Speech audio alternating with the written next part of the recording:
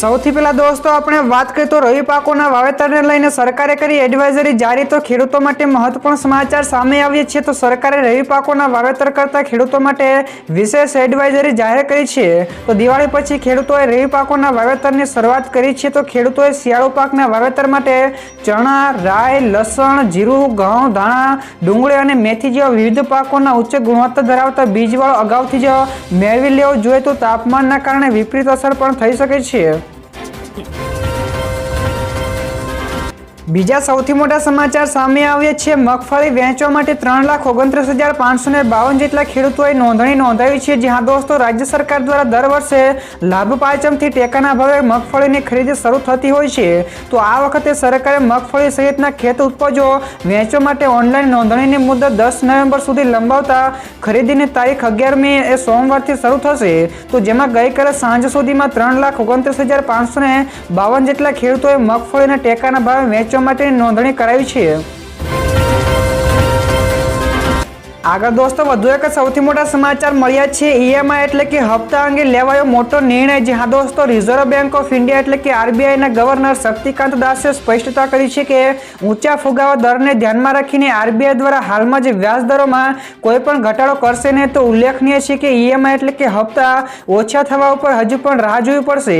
તો મહત્વપૂર્ણ એ છે કે આરબીઆઈ છેલ્લા 2 વર્ષમાં વ્યાજ દરોમાં ઘટાડો કર્યો નથી। તો હાલમાં ઘર, કાર અને શિક્ષણ લોન વ્યાજદર જે છે તે જ રહેશે। તો આ દર બેંક લોનની રકમ, કાર્યકાળ અને ગ્રાહક પ્રોફાઇલના આધારે બદલાઈ શકે છે। ત્યાર પછી દોસ્તો બીજા સૌથી અગત્યના સમાચાર સામે આવ્યા છે। ગેરરીતિ આચરનારા સરકારી અનાજના દુકાનદારોને દંડ ફટકાર્યો। તો પંચમહાલ જિલ્લા પુરવઠા વિભાગે અનાજ વિતરણ વ્યવસ્થામાં ગેરરીતિ આચરનાર સસ્તા અનાજના દુકાનદારો સામે સપાટો બોલાવ્યો છે। તો જિલ્લાની 14 જેટલી સસ્તા અનાજોની દુકાનોના પરવાના કાયમી માટે રદ કરી દેવામાં આવ્યા છે। તેમજ 6 જેટલા સસ્તા અનાજની દુકાનનો પરવાનો 90 દિવસ માટે મોકૂફ રાખવામાં આવ્યો છે। તો આ સિવાય રદ અને મોકૂફ કરાયેલા તમામ દુકાનદારોને 32,61,000 રૂપિયાનો દંડ પણ ફટકારવામાં આવ્યો છે। આગળ દોસ્તો વધુ એક સૌથી અગત્યના સમાચાર મળ્યા છે। અંબાલાલ પટેલની મોટી આગાહી। તો હવામાન નિષ્ણાત અંબાલાલ પટેલે ફરી એકવાર આગાહી કરી છે। તો આગાહી અનુસાર ડિસેમ્બરના પ્રથમ સપ્તાહમાં ઠંડીની શરૂઆત થવાની સંભાવનાઓ છે। તો આ સિવાય 22 ડિસેમ્બર પછી ભારે ઠંડી પડવાની શક્યતા છે। તો 22 ડિસેમ્બર પછી મહત્તમ તાપમાન 34 થી લઈને 35 ડિગ્રી રહેશે, જ્યારે 17 થી લઈને 20 નવેમ્બર સુધી અરબી સમુદ્રમાં લો પ્રેશર બનવાની શક્યતા છે। તો લો પ્રેશર સક્રિય થતા રાજ્યમાં માવઠું પડવાની પણ આગાહી દર્શાવી છે। આગળ દોસ્તો વધુ એક સૌથી મહત્વપૂર્ણ સમાચાર મળ્યા છે। વિદ્યાર્થીઓ માટે આવ્યા સારા સમાચાર। તો આ યોજનાને મળી મંજૂરી। જ્યાં દોસ્તો મોદી સરકારે વિદ્યાર્થીઓને આર્થિક રીતે સહાય પૂરી પાડવા માટે પીએમ વિદ્યાલક્ષ્મી યોજના શરૂ કરી છે। તેનાથી દર વર્ષે 22 લાખ જેટલા વિદ્યાર્થીઓને સીધો ફાયદો થશે। તો આ યોજના હેઠળ 3% દરે 10 લાખ રૂપિયાની લોન સરળતાથી મળી જશે। તો નાણાંના અભાવે વિદ્યાર્થીઓ ઉચ્ચ શિક્ષણથી વંચિત ન રહે તે માટે સરકાર દ્વારા આ યોજના લઈને આવી છે। ત્યાર પછી દોસ્તો ઝડપથી આગળના બીજા સમાચારની વાત કરવામાં આવે તો સાઉદી અરેબિયાના ઇતિહાસમાં પહેલીવાર ભારે હિમવર્ષા થઈ। જ્યાં દોસ્તો સાઉદી અરેબિયા સામાન્ય રીતે તેની તીવ્રતા, ગરમી અને વિશાળ રણ માટે જાણીતું છે, પરંતુ હવે એક અનોખી ઘટના સામે આવી છે। તો અલ જોફ વિસ્તારમાં જ તાજેતરમાં જ થયેલી ભારે હિમવર્ષાએ સૌને ચોંકાવી દીધા છે। તો રણમાં હિમવર્ષાની આ ઘટના માત્ર સ્થાનિક લોકો માટે જ નહીં પરંતુ સમગ્ર વિશ્વ માટે ચર્ચાનો વિષય બન્યું છે। તો આ હિમવર્ષા સાથે જોડાયેલા ઘણા બધા રસપ્રદ ફોટા અને વિડીયો પણ સોશિયલ મીડિયા ઉપર વાયરલ થઈ રહ્યા છે। ત્યાર પછી દોસ્તો બીજા સૌથી મોટા સમાચાર સામે આવ્યા છે। રાજકોટ અગ્નિકાંડ મુદ્દે દસ્તાવેજી પુરાવા થયા કોર્ટમાં રજૂ। જ્યાં દોસ્તો રાજકોટ ટીઆરપી ગેમ ઝોન અગ્નિકાંડના કેસમાં સ્પેશિયલ પીપીએ દસ્તાવેજી પુરાવા કોર્ટમાં રજૂ કરવામાં આવ્યા છે। તો 5000 પાનાની ચાર્જશીટ અને 467 જેટલા દસ્તાવેજી પુરાવા રજૂ કરાયા છે। તો કેસ ઝડપથી ચાલે તે માટે સરકારના પ્રયત્નો સતત ચાલુ છે। તો કેટલાક આરોપીઓ હજુ સુધી કોઈ પણ વકીલ પણ રાખ્યા નથી। તો કોર્ટે આ તમામ આરોપીઓને આગામી મુદતમાં વકીલ રાખવાની પણ ટકોર કરી છે। ત્યારબાદ દોસ્તો બીજા સૌથી અગત્યના સમાચાર મળ્યા છે અમદાવાદમાં 75,000થી વધારે ફેરિયાઓને મળી રાહત। તો અમદાવાદમાં ટ્રાફિકની સમસ્યાઓ દિવસે ને દિવસે વધતી જાય છે ત્યારે અમદાવાદ એએમસી દ્વારા એક મહત્વપૂર્ણ નિર્ણય લેવામાં આવ્યો છે જેમાં સ્ટ્રીટ વેન્ડિંગ પોલિસીનો અમલ કરવા માટેની દસ્તાવેજ મૂકવામાં આવી છે। તો હવે લારી ગલ્લાવાળાઓ સરળતાથી ધંધો કરી શકશે જેના માટે તેમણે દર મહિને ₹250થી લઈને ₹600 સુધીની ફી કોર્પોરેશનને આપવી પડશે જેમાં મણિનગર, ભદ્ર, ઠક્કરબાપાનગર, બોપલ સહિતના 415 જેટલા સ્થળો ઉપર 62,054 કરતાં વધારે ફેરિયાઓને ઊભા રહેવાની મંજૂરી આપવામાં આવશે। ત્યારબાદ દોસ્તો આગળ વધુ એક સૌથી મહત્વપૂર્ણ સમાચાર શિક્ષકોની ભરતીના ફોર્મ ભરવાનું થયું ચાલુ। જી હા દોસ્તો, રાજ્યના શિક્ષણ વિભાગમાં ગઈકાલથી જ ભરતીની પ્રક્રિયાનો પ્રારંભ થયો છે। તો આ ભરતી પ્રક્રિયામાં વિદ્યા સહાયકની 13,852 જેટલી જગ્યાઓ ઉપર ભરતી કરાશે જેના ફોર્મ 16 નવેમ્બર સુધી ઓનલાઈન ભરી શકાશે। તો આ ઉપરાંત ધોરણ 1થી લઈને 5માં 5,000 જગ્યાઓ માટેની ભરતી તેમજ ધોરણ 6થી લઈને 8માં 7,000 જગ્યાઓ માટેની ભરતી તો અન્ય માધ્યમોની શાળાઓમાં પણ 1,852 જેટલી ભરતી કરવામાં આવશે।